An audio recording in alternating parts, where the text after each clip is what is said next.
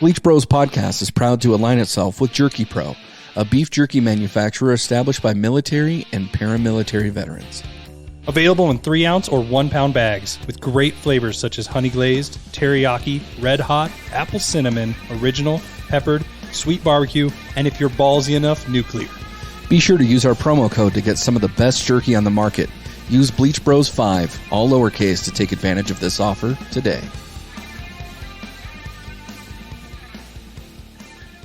Are you all caught up on podcasts? Are you tired of listening to the same music over and over and need some fresh new tracks? Well, look no further. Gnome here, and I'm teaming up with the Hater, the Tailgater, the Tyrader, and Zuck's favorite prisoner. That's right, Jake from the Bleach Bros Podcast. We are bringing you the Hateful Gnomes Music Hut, a bi-weekly mini podcast all about music. We are covering music recommendations, bands, personal stories, concerts, even why Jake listens to the Beebs. Make sure you are following both the Bleach Bros and the Dads on Dayquill for updates. Episodes are alternating on both feeds. Raise the curtain, hit the lights, turn the dials to 11, horns up, we are live, baby.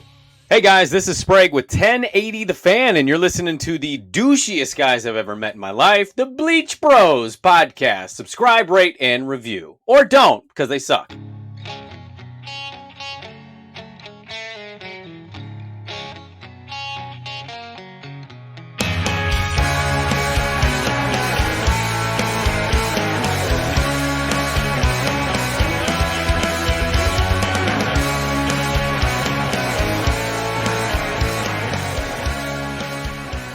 Welcome into the Bleach Brothers Podcast. This is B-Word, and as usual, I am here with my good buddy Jake, and we stopped our conversation, and it wasn't it wasn't because of Cody or COVID. We stopped the conversation so we can continue it on air because I kind of feel it's important to share this shit. So you thought I was going to go down a road that would be fucking hilarious. Let's just admit it. Well, potentially. And if for no one else, it'd probably be funny for me. But ultimately for the audience here, we were talking about cleaning our ears and what we use to clean our ears. Because as I'm watching Jake, he's digging down deep. And so I showed my own little ear cleaning tool, which is like the most amazing thing ever. But we were talking about what the best thing to clean your ears out with. And you said that the best thing is a bobby pin. Bobby pins are the greatest. Now, mind you, I until my son was born, I was in a household of women. But dude, it's ergonomically shaped to fit in the ear canal and clean it out properly. But the one thing I found out, when you go down those rabbit holes on the internet, like maybe you found this show that way. I don't know. That Western people, us, white people, essentially, right? Western civilization. People from Caucasus. Yeah. Have wet earwax. Okay, so it's called wet buildup. I don't know what it's called. But from the East, it's called rice wax. And, okay, with cancel culture and everything out there, B-word, how come this shit hasn't been changed yet? If you're telling Asian people they have rice wax. Now, I understand because it looks like rice, but it's also, it even says on the video I was watching, it's like, well, and it's mainly just Asian people that have this. And I'm thinking, somebody's pissed off, but I'm not. I don't care. You know me. I don't care. Dude, but somebody else as long as people are getting the earwax out, I don't really care. I was actually listening to Inner Idiot a couple weeks ago. Like I listen every week, but a couple weeks ago, he was talking about the Q-tips, and you put the Q-tip in so far, and all of a sudden you get that little orgasmic feeling. You know what I'm talking about? Eargasm from Dr. Dre. The eargasm, yeah. And I just can't use Q-tips just because I do have the earwax issue where I just have to routinely keep my ears clean. Otherwise, they just build up pretty frequently. But do you watch videos of earwax cleaning? Yep. Oh, I want to go get an ear candle where they light the thing on fire and it melts. But I've also watched those ones where they spray the water in there and it comes out. Have you had that done? No, I want to. Dude, it is the most pleasant feeling ever. I had an ear infection one time and I couldn't hear out of my ear. And they took it and with the medication and everything I was on, they basically put a squirt bottle, like a Windex bottle with an extended tube down my ear after they put in whatever warming oil or whatever. and just squirt, squirt, squirt, squirt. And dude, this massive chunk of shit came out. And I could hear, bro. Like, that's the thing. Like, it was amazing. I talk about, Tyler with the Q-tips. I had a girlfriend once who was all about that, like the Q-tips thing. It was like the closest thing to an orgasm that I could ever get her to, because I'm not talented in ways. And she recommended getting that done. Oh God, it's the most amazing thing. Like, I don't know if you can schedule that. I don't know if it's a medical procedure, like insurance has to pay for it. I don't know, but it's amazing. I want to do that. I want to get acupuncture. That's something I've never done. I want to try that out. I've never done acupuncture. But when I was in Vegas a couple of weeks ago, I actually had a Thai massage where they walk on your back. How was that? Amazing. Except really? I did laugh. So my mom booked this for us, right? My mom booked it for me and my brother because she went. So we go. Now, she booked it for us in the same room originally. Okay. And my brother threw a fucking fit, which I'm thinking, who cares, right? Like, whatever. Like, I don't care. I'm going to be laying down, face down, like blankets on me, women walking on me. It's not as homoerotic as my brother's making it out to be. But we go, and there's some cute girls sitting up front, right? And I'm thinking, okay, great. You know who I got? Mama-san. You got the birth. I got Mama-san, the old one working there. Now, I will say this. She probably worked me out better than anybody else, but there was a point where she started smacking the shit out of my legs and telling me I need to learn how to relax because I don't know how to relax. And I finally just turned around and said, I'm trying my best. Wow. She ripped my underwear.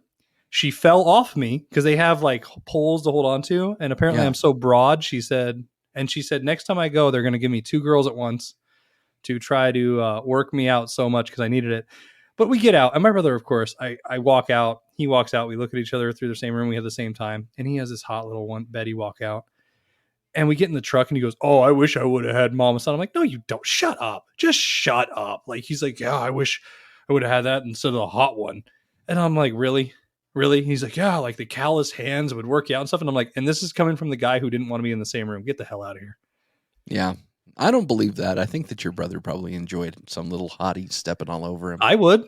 I mean, I enjoyed, like I said, I enjoyed the massage, but I think he enjoyed a different kind of massage. But I will say it was awesome. It was an experience. There are certain things that you do from different cultures, right? Like whether it's ear candling or the ear hydro thing, whatever you did, or a Thai massage or stuff. There are certain things for your body you got to do. And it just feels good. And it's like invigorating and I don't know, it's rejuvenating, right? But is it almost like B-word? Do you feel like, like when you go eat a sandwich for the first time at a shop, a new place, and it's like the most amazing sandwich ever, and you go back and it's not the same? Yeah. Do you ever feel like some of those things, like if you went back and did that ear thing, do you think it would be that way? Yes, I do, actually.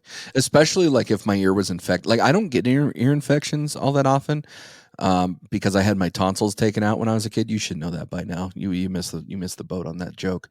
But anyway, so because of that, I just don't get them. But because of the earwax scenario, I didn't understand what Q-tips were doing to me for a long time because, I just use Q-tips like everybody uses Q-tips. Mm-hmm. Well, problem is I get so backed up with a Q-tip that I couldn't hear because it was compacted or whatever. It's just fucking weird. But Queen Cora, so I say Queen Cora because that's what the dads on Dayquill call her. I just call her Cora the porn star because, whatever. Cora fans? Yeah. So Cora, I wouldn't say is our only fan, but she's pretty close.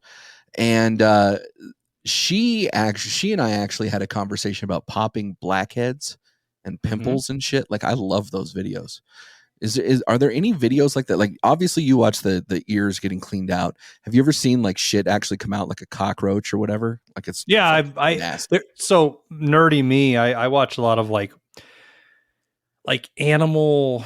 I don't know how to put it. They're on YouTube, like people that have pets in their cages, and you can watch. So there's this guy that bought like a lobster from the grocery store and raised it. And the reason I'm saying this weird, this guy called Ants Canada. He's a Filipino kid. I guess he was like a famous pop star. He raises ants on his YouTube, and he was feeding them cockroaches, and the cockroach was pregnant and was giving birth while these ants were eating it. So I actually saw a cockroach releasing baby stuff. And I'm sure you were probably thinking like somebody with a cockroach inside them. And I just went down the road of a cockroach giving birth live on live on a YouTube channel, but you know. No, like I've actually seen like cockroaches being removed from people's ears and stuff, but like the big zits are all like, I love all of that shit, but chiropractor videos is where it's at. Do you watch chiropractor videos? No, I don't. I've seen a few where it's like, oh, you know, like let's see somebody get popped. I'd rather see a pimple get popped than a back get popped. I'll just say that. Oh my God, no! Like there's some sort of pleasure that comes from chiropractor videos. There's some pleasure with a pimple getting popped. No, I agree with that too, but chiropractor videos is where it's at, dude. Seriously, where it's at. Like when you see somebody just get adjusted in a way where their entire back just pops into alignment. It's fantastic. And there's actually a guy, I'd have to look up his name, Dr. Bo Hightower, I think is what it is. He actually pops celebrities. So he's done like a lot of WWE people. Every hottie, so every woman, by the way, that he's popping is a hottie, and they're all wearing like latex or not. Is there ever a Subi in the videos? Yes, all the time. Okay, see, now I know what you want. Okay. Yeah, now I'm on board. Now I'm on board. All the time, my dude. All the time. So... But yeah, that's the shit that I like to watch. I don't really know how we're going to transition to the next topic, though. I mean, I don't know. You can try. I mean, but so like, because I don't know. I was going off on a whole nother tangent with animals on YouTube, and you're trying to talk about chiropractors. We talked about ears. I mean, let's just get into it. Originally on the rundown, we were going to talk about the best soundtracks of all time for movies.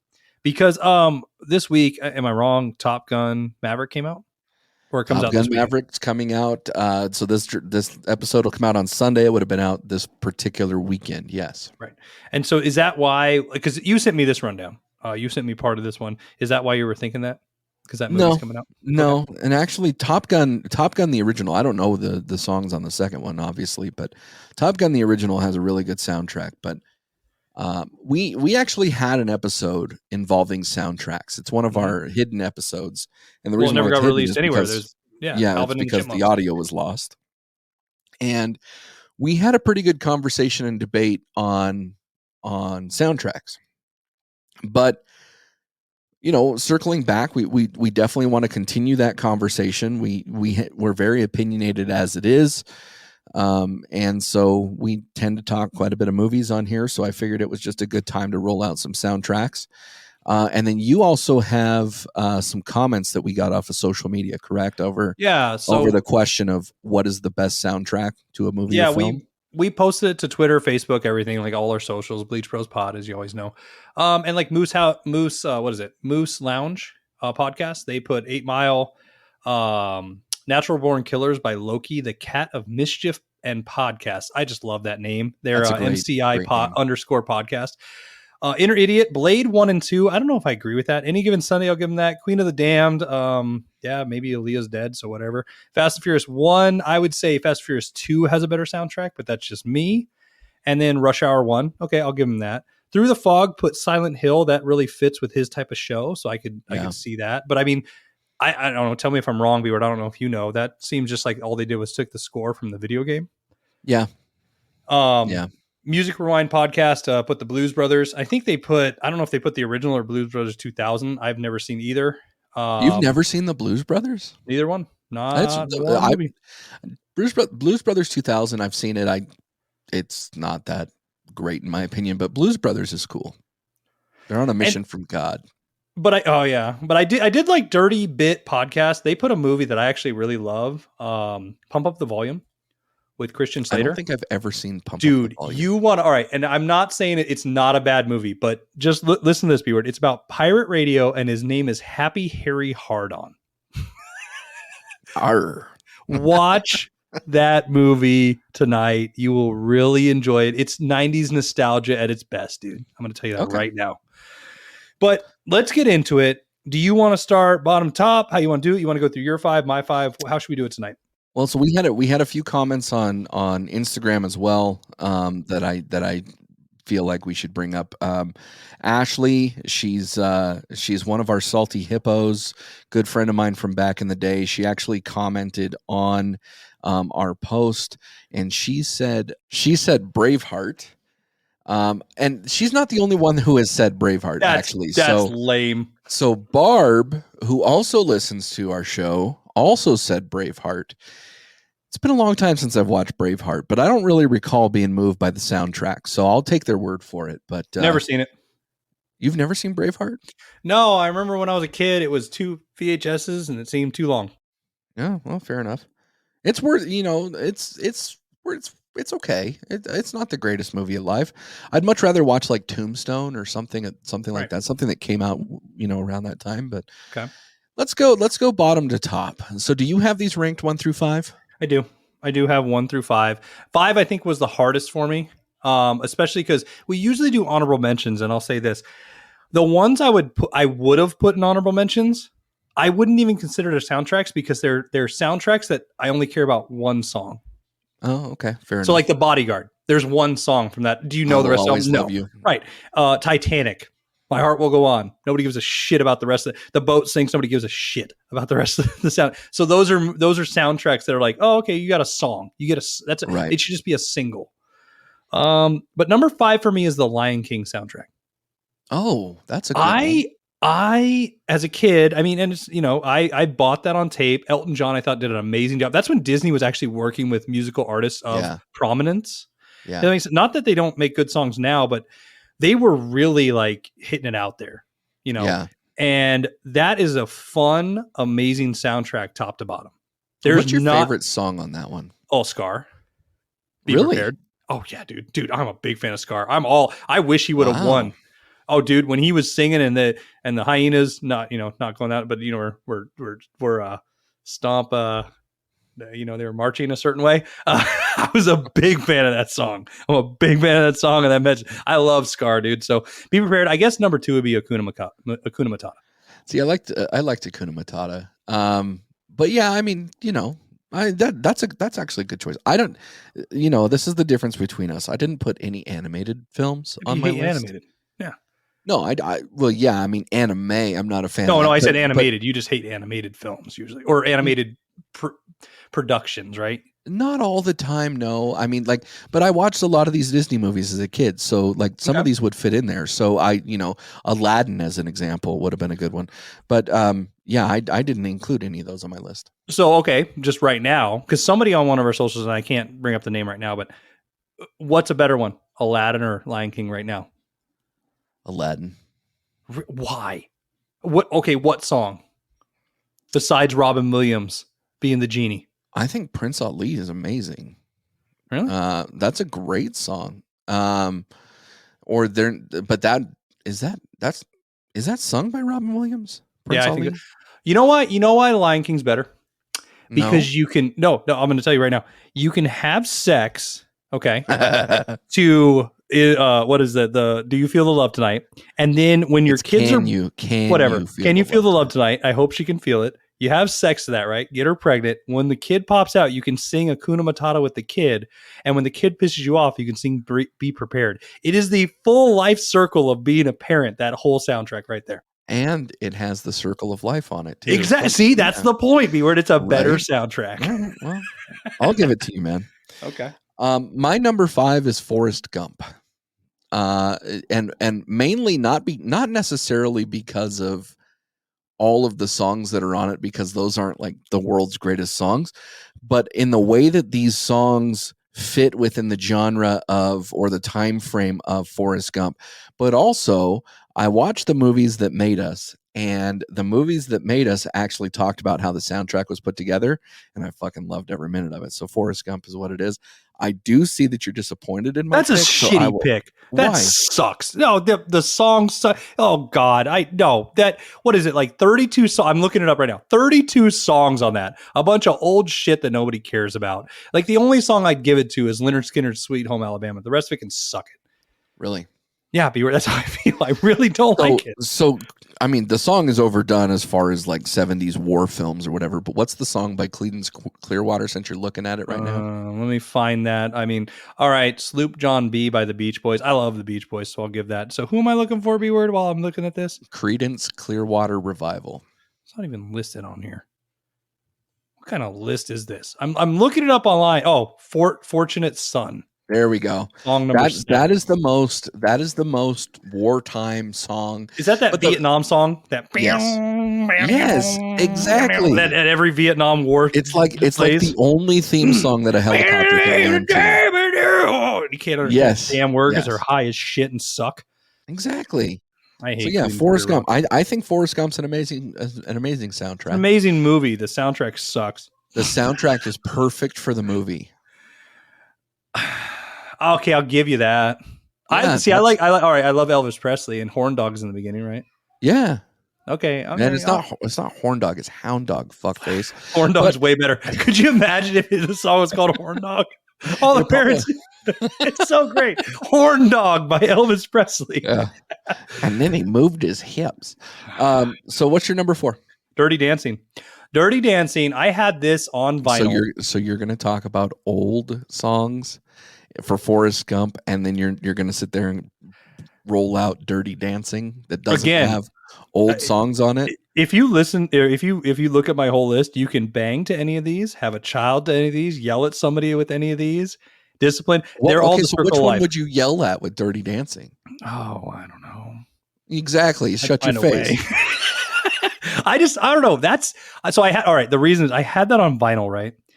And my mom had those, back in the day, we're older, B-word. My mom had that giant camcorder that you held on your shoulder and everything. Yeah. And I learned how to dance to this album at like 4 years old. And so it just has a special song. I like Noses on a Woman and Baby in that movie. Yeah, no, I understand, dude. She could snort coke with the best of them. But my question is, why do you bring up the camcorder? Because my mom filmed us like with doing our dance lessons to this soundtrack. So she used to record us. And so I used to watch it back and go, and I always noticed that soundtrack was playing in the background. So I'm a big fan of that soundtrack. Okay. I got you now. I got you. You confused me when you were talking about that because I thought we were going to go like The Land Before Time. No, different thing. Different thing. All right. What's your 4? Footloose. Never seen it. Oh, that's fine. Footloose is a great soundtrack. And again, like my ranking for it.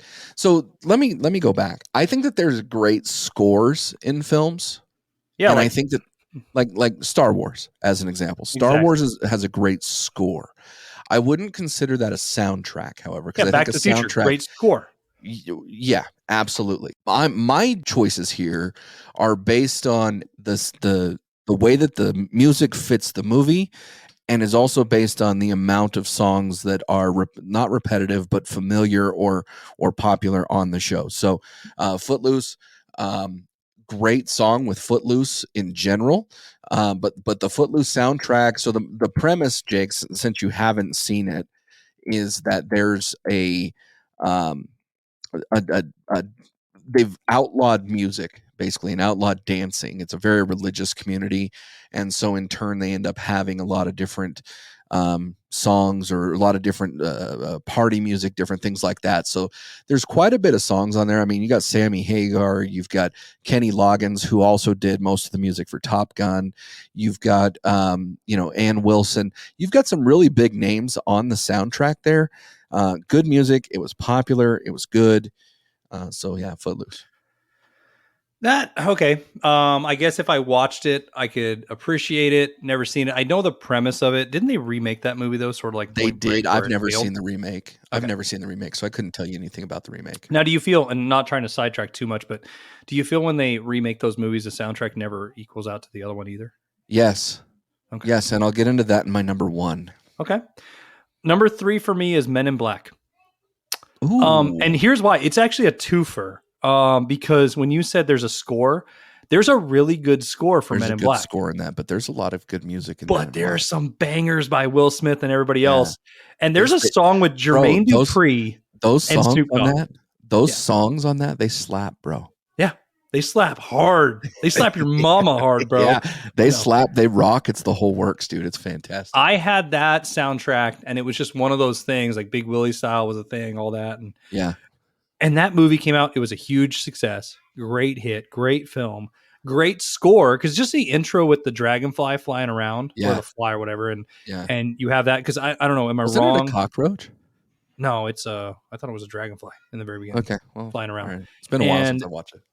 And just that score for that, but then you have Will Smith making one banger, but like the rest of the soundtrack is one of those things, like it doesn't, you don't get all the songs that you get on the soundtrack, so you buy the soundtrack and you're even more pleasantly surprised, if that makes sense. Hence why it's not number 1, but it's number 3 on there. No, I think that's a good choice, dude. I can't criticize you for that. That's not even one that I thought about, to be candid with you. So I'm pretty proud that you brought that one up. My number 3 was tough. And the reason why it's tough is because, like, as an example, Straight Outta Compton's a great movie, right? Mm-hmm. But the score is basically the premise of the movie. Like, they're making the music, right? Or like whatever the movie was about with Queen in it. Bohemian Rhapsody. So I feel like those are cop-outs when talking about a soundtrack, just because they're already included in the show. See, cop-outs for me are this B-word. It's where, like, one I would love to list is Blue Streak. You remember that movie with Martin Lawrence? Yeah. Great soundtrack if you buy it. But the problem is there's not songs made for that movie. Like Men in Black, there's songs made for that movie. Lion King, there's songs made for that movie. Dirty Dancing. Everything on my list has songs for that movie.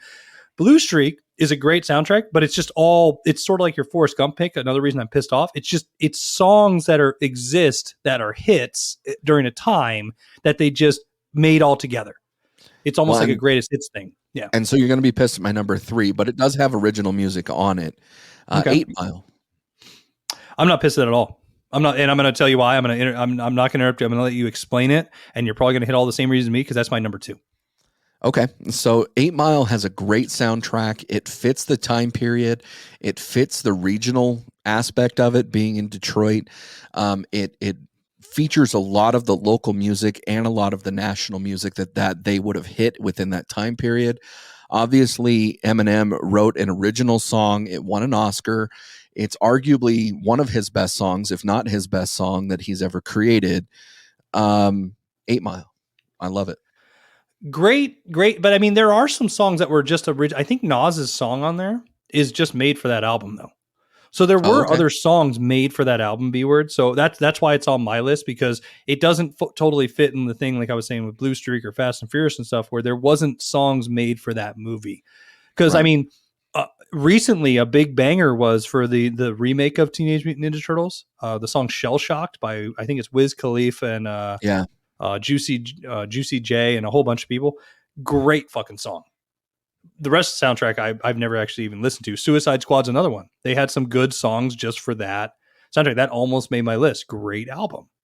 Speaking of one-hit wonder soundtracks where there's like one song that's really good, Go Ninja, Go Ninja, Go. That's Ninja Turtles 2. That's Ninja Turtles 2, correct? 2, yeah. That was a great song for that movie, but it's not a great soundtrack. No, because my number 1 is the original Teenage Mutant Ninja Turtles soundtrack. You fucker, you have said everything, and I still got 2 and 1 to go. I'm just because you're talking about it, I'm just going to say it. The reason then, and I want to explain the difference. So Teenage Mutant Ninja Turtles 2, right, has Vanilla Ice's Go Ninja Go, right? Right. But the problem is the first one has MC Hammer, but it has Paula Abdul, and it has all these other stars and great songs that play throughout it. And and you watch the movie and all the songs are played. Even the Shredder intro is amazing. Is a great score song. But you watch Teenage Mutant Ninja Turtles TMNT 2 Secret of the Ooze and you find one song. That's all you care about. You don't care about the rest. And so I agree with you there. So I'll let you name your other 2 and go off on a B-word. But, I just had to say it because it was in the moment. My number 2, you've already said, is Dirty Dancing. I cannot argue with. I know I pointed out that, you blasphemed a little bit with older music, but Dirty Dancing is an amazing soundtrack. I mean, there's a ton of bangers. Also, an original song by Patrick Swayze, She's Like the Wind, is actually a really good song sang by him. But not my number 1, and you know what my number 1 is, and a lot of people will criticize me for it. Point fucking Break. I think Point Break with Keanu is amazing. It is my favorite soundtrack, bro, like of all time. I don't even care. They've got songs by the LA Guns. Oh, they've got some great bangers on there. But unlike you, Mr. Jake, I love 80s music. So it totally hits for me. Oh, I love 80s music. Don't get me wrong. I love 80s. And so I agree with you. I just don't think it's a better soundtrack than other ones out there. If you had to rank them, I'll give you that. It's a good Teenage soundtrack. Mutant Ninja Turtles is your number one? Yeah, I did. Yeah. Okay. that's 80s, 90s nostalgia. No, I like 80s music. I hate classic rock and everything from the 60s and 70s, essentially. So you like 80s rock? I love it. Butt rock, 80s rock. I love all. Oh, see, I didn't think that you liked 80s rock. Oh, I do. I just hate everything usually before that. Oh, and then I think if you get back to the 20 through 40s, I can like that stuff. Some of the 50s, but the hippie era, fuck those people. I don't like them. They stink. Well, speaking of, man, you ready to do a little break? Yep. What's going on, guys? I'm Mike. I'm Tabby. And we are Happy Hour Podcast. Do you need a break from work? Or even life. Do you just want to hang out with some friends? Listen to some funny stories? Do you want to crack some jokes and be nerds? Why don't you come and have an adult beverage with us? Or a Shirley Temple? Listen to us weekly anywhere you listen to your favorite podcasts. And if you drink too much, don't forget to throw up, sober up. So speaking of older crap, I just had my grandparents staying with us, right, B-word, at my house. You're calling your grandparents older crap? Yeah, that's fine. They're old. Wow. Old all people, right. whatever. Well, we were talking about old music and like nostalgia and all this old crap. So I'm just going to say it.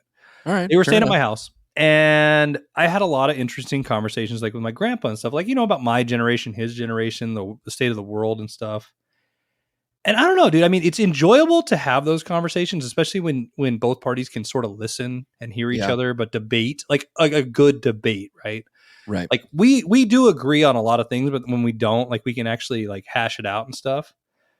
And I don't know, it really got me thinking about like a lot of the world today and like how during his time and growing up, we've always been in like, I guess, a fundamentalist society, right? Where it's like you're born, you grow up, you go to school, then you go to more school, then you get a job, then you have a family and you have kids. And I think our generation's been trying to break from that. Yeah. And even generations before us and after us. And there's been somewhat failures, but I think with growth comes failure, right? And it comes differently, because he's like, well, I don't understand why you kids can't do this and this, and inflation and politics and all those things can come to light. But do you feel like, do you have conversations like that on the regular with people? And do you feel that we are stuck in a cycle that we'll never get out of? Yeah, I do. I was blessed to be able to know my grandparents very similar to how you know yours. And I was very close to them on both sides, actually. And there was a lot of, like you said, fundamental conversations. Like, this is what life is about. This is how you struggle at life and succeed. This is how you make decisions. This is how, whatever. And before the 3 out of my 4 grandparents died, I was able to have very good conversations with them about great topics. So, for instance, my grandfather on my mom's side, politically, he and I didn't see eye to eye at all. He helped some of the more prominent politicians get into office in the state of Nevada. He was an editor for one of the newspapers in Las Vegas for a long time, and he was he leaned one way almost entirely, and at the time I leaned the other way almost entirely. And before he died, we were actually able to sit down at a Buffalo Wild Wings. It's one of the memories I'll never forget. And I bought my grandpa some wings and some beer, and we sat there and we solved all the world's problems, dude. We talked about education, we talked about finances, we talked about term limits with politicians. And to be honest with you, bro, we agreed on more things than we disagreed on. And again, fundamentally, we were 2 different people in 2 different lenses of politics. But the same thing with my grandma and grandpa on my dad's side. We talked a lot about heritage. My grandfather was Native American. My grandmother was Italian. We talked a lot about traits and things like that, and how that that impacted them. Like my grandfather, he was discriminated against often because of his lineage. he grew up on an Indian reservation, and when he left the Indian reservation, he had real life racism going on in his life. And, we were able to talk about a lot of that stuff. So, as you're sitting here talking about your opportunity to talk with your grandpa about these sort of things, I kind of feel like there's an opportunity for generations to pass along knowledge in that form. But there's also, it's almost like a duty for us being younger that we have to seek wisdom from the older community still. Like, we still live in a society like that.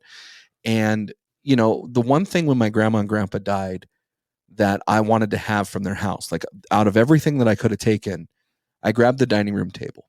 Like, the dining room table is what I wanted, because every conversation, whether there was a laugh, whether there was a cry, whether it was an argument, whether it was celebratory, was at that dining room table. And those memories are now in my house at that dining room table. You know what I mean? Like, it means something to me. Yeah, I agree with all that. That's a great moment. But I do feel like sometimes wisdom has to be passed back the other way too.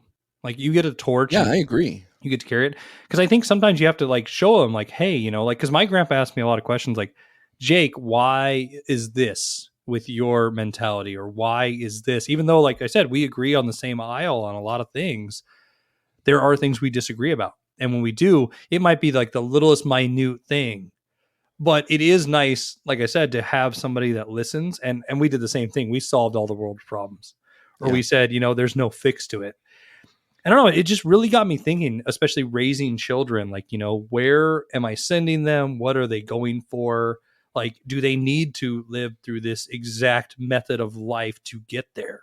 Or is there other ways? And because you bounced around a lot of different ways and have learned and made mistakes and success and the same with me. And I guess, you're always trying to instill that to your children, but you also need them to mess up to get there. Right. And so it's figuring that out. Yeah. But it was just fun. You definitely have to fail to succeed sometimes. And I don't know, man, was there like a moment when either with your parents or your grandparents where you stopped being a kid and like they actually recognize that you're an adult now, in a sense where you're able to make your own decisions? They trust your decision making. Maybe they ask you about certain things. Have you had that experience? Yeah, I did. I think it was with every older person than me, especially in my life, like grandparents, parents. So I think it happened at different times, like when I bought my first house or got married or did this or that or graduated college,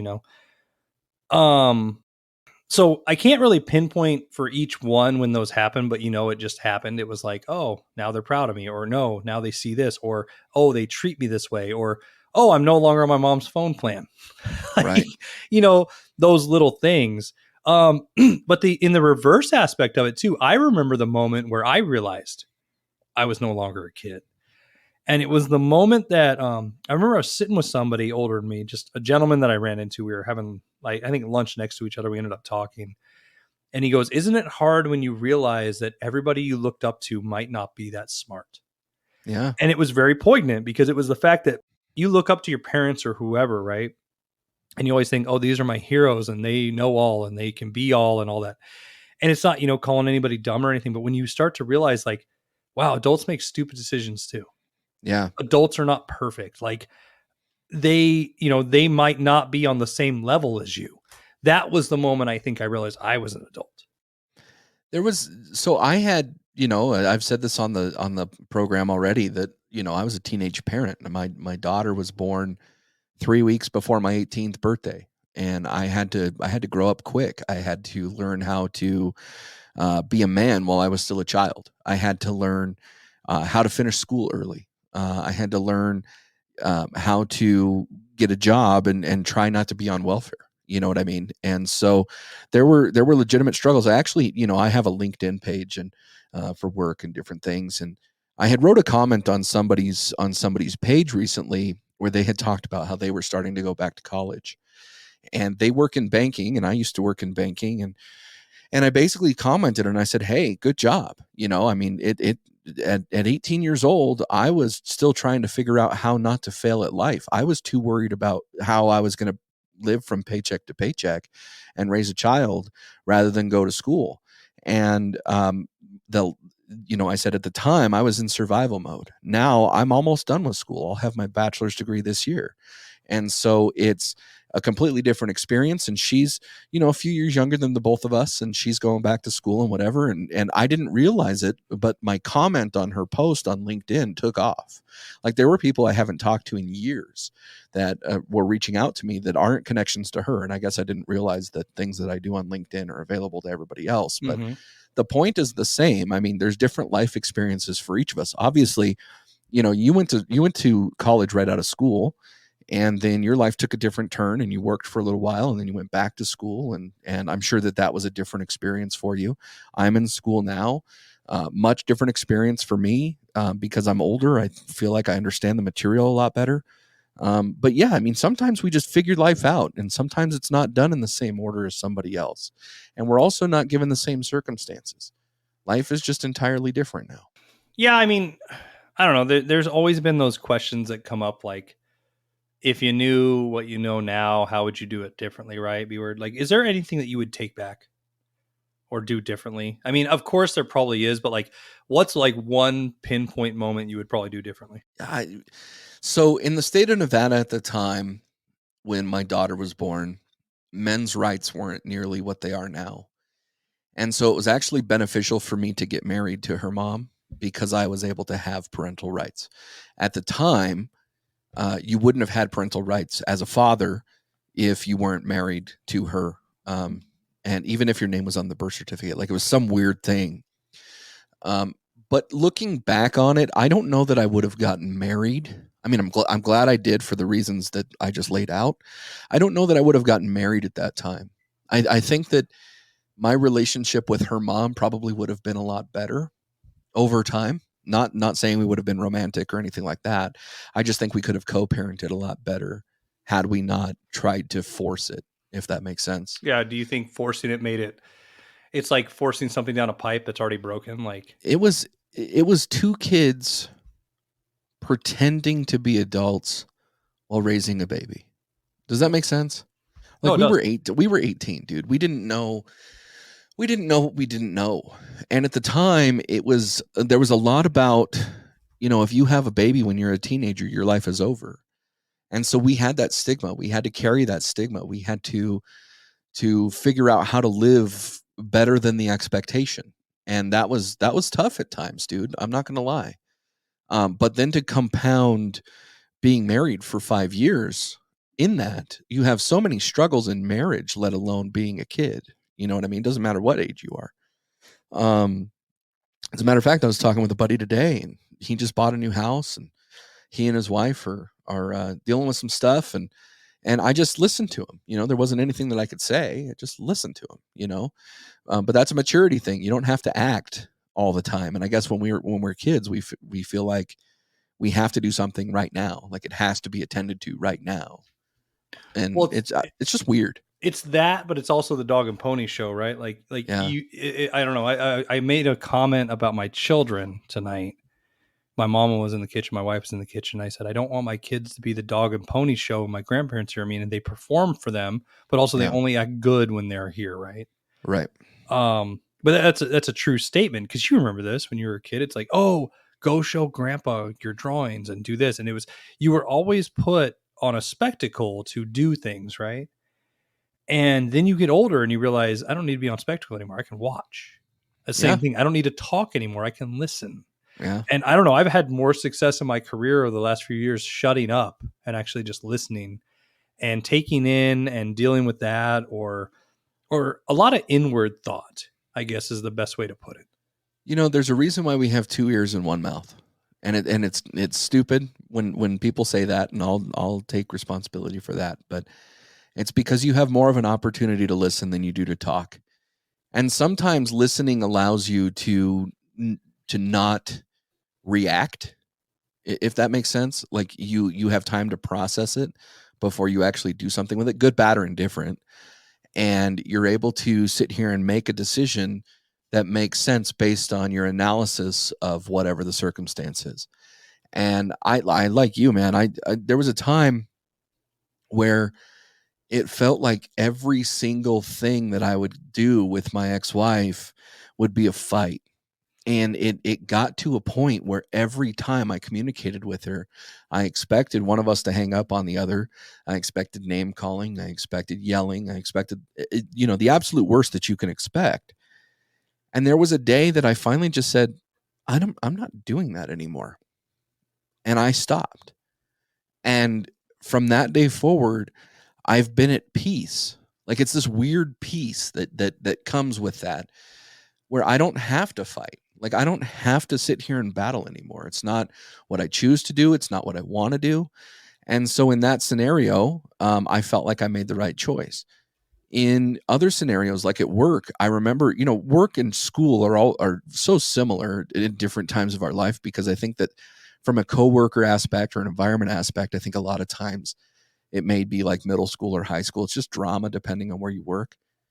But also, I mean, there's class clowns, there's the popular kids, there's all, when you get into a workplace.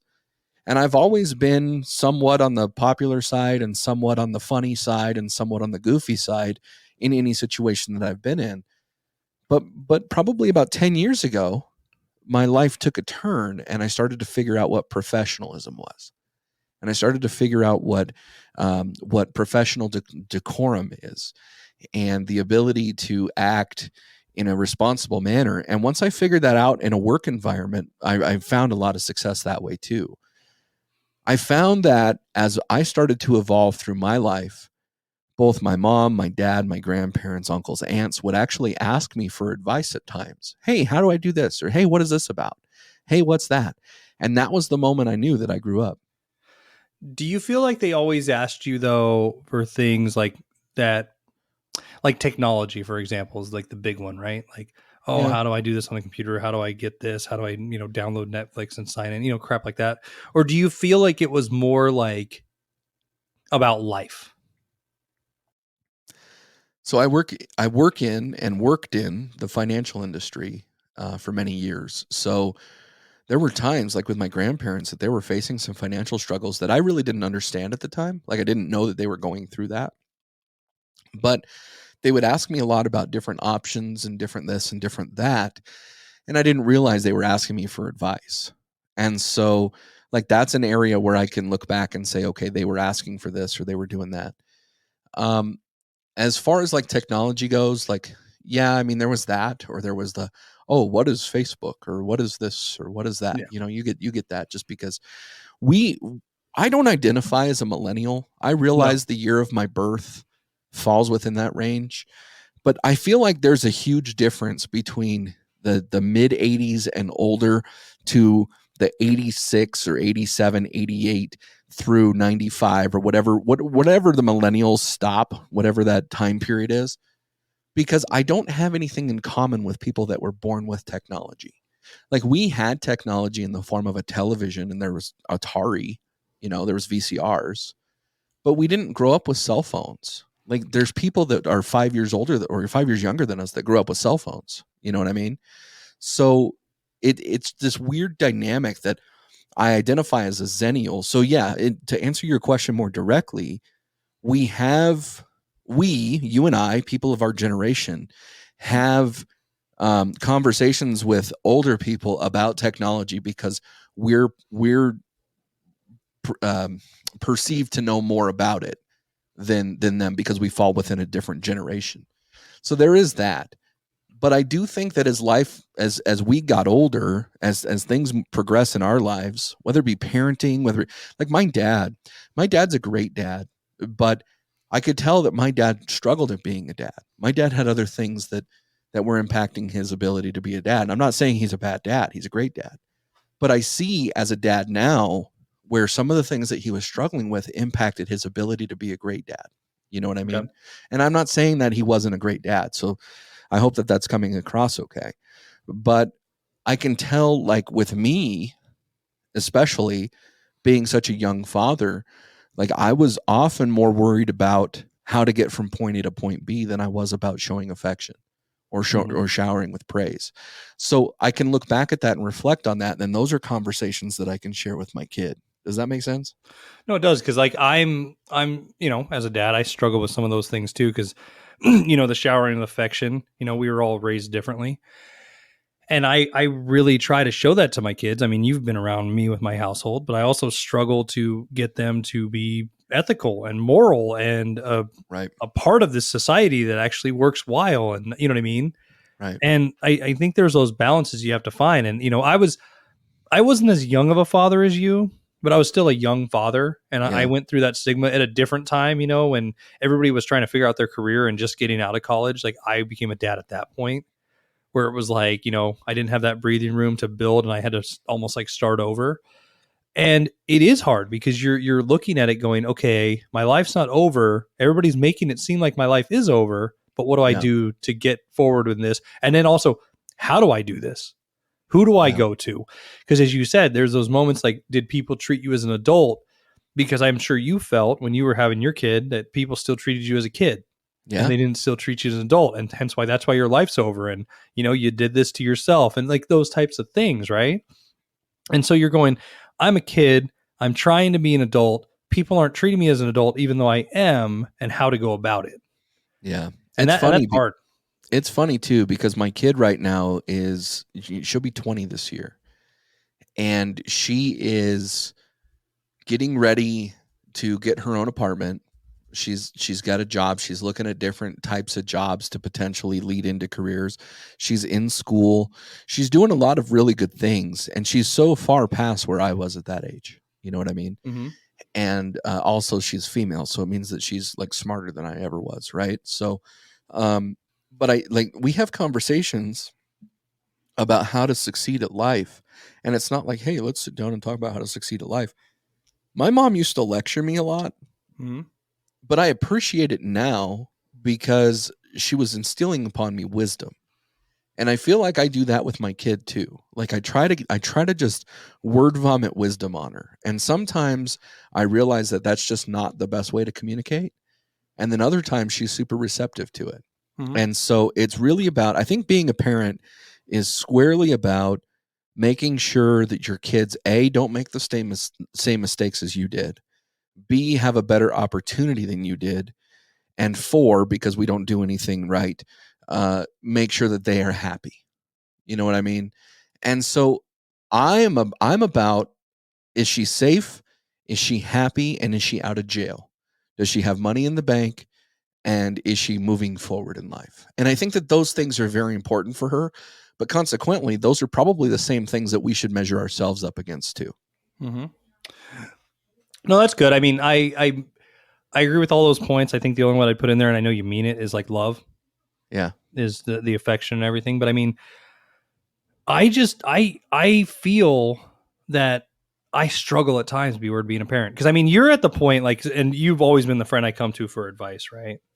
Where I'm doing it right, but I'm doing it wrong. I feel like I'm doing it wrong all the time, but then I feel like I'm doing it right. And like you went through all this already. Your kid's out the door, so to a point, you know what I mean? Like not out the door forever, but out the door as an adult. And I'm still at square one. Well, I wouldn't say you're at square one. I'd say you're probably at square 10, but the problem is that you don't see the light at the end of the tunnel. You know what I mean? Because you know, there's one thing with practicing procreating. There's another thing with actually succeeding at it. I'm a pro, bro. So you have fully baked cream pies in your house right now. Mm-hmm. And like, there's a thing about that. So no, you and I have had a lot of talks about being a dad and the struggle of being a dad. And for a long time, we were single parents, and like there was that too. And that was hard, man. I mean, the thing that I'll say about you is that you're a great dad. You make time, like you make time for your kids. You don't play the excuses. You don't say, I can't make the soccer game. You don't say, I can't take you to gymnastics. You just do it. You figure it out. You find a way. And I think that that's your form of showing love is that you make them a priority. Yeah. And, showing love isn't the same in every single familial role. Like, I love my dad, but I don't have to tell him I love him all the time. He knows I love him. I love my mom, but my mom drives me insane sometimes, and not to say that my dad doesn't drive me insane, but the point is that there's an opportunity for us to make our lives ours because it's our life. You know what I mean? I guess we can close on this part, B-Word. If you could give advice to two people, Not your child, yourself younger, and somebody who's probably walking in the same footsteps you were at one point, what would you tell them? It's a good question, dude, because I'm in the middle of writing a book on that right now. Mm-hmm. I think to make it simple and quick, life is not about quicksand. Like, you're never stuck. There's always an opportunity to move forward. You just have to find out what that is like. You have to either ask for somebody's help or you have to go and find the help for yourself. Regardless, you're never stuck. You're never in quicksand. Always move forward and don't be afraid to do it. That's good. Because mine was buy Bitcoin, but Well, invest in Apple, invest in Tesla. Yeah. No, that's very good points. I think we're on the same page there, but no, great conversation, man. Yeah. I mean, we succeeded at some soundtracks a little bit. Obviously, we got a little bit more serious today. Mm-hmm. We didn't necessarily talk about, somebody's mom being stupid or, anything like that. It didn't today, dawn to me that I needed to talk about that. Yeah. Well, fuck him and fuck her. So on that note, we're going to wrap this up, dude. So what do you got for me? Thanks for all the dirty talk and go get fucked by your mom.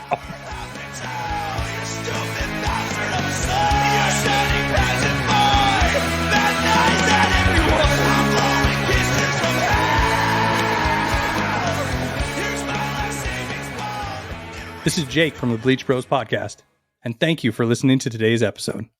I want to bring to your attention our Linktree. Visit Linktree/Bleach Bros Podcast for access to all of our socials, merch, and streaming sites. Linktree is linktr.ee/Bleach Bros Podcast, all one word.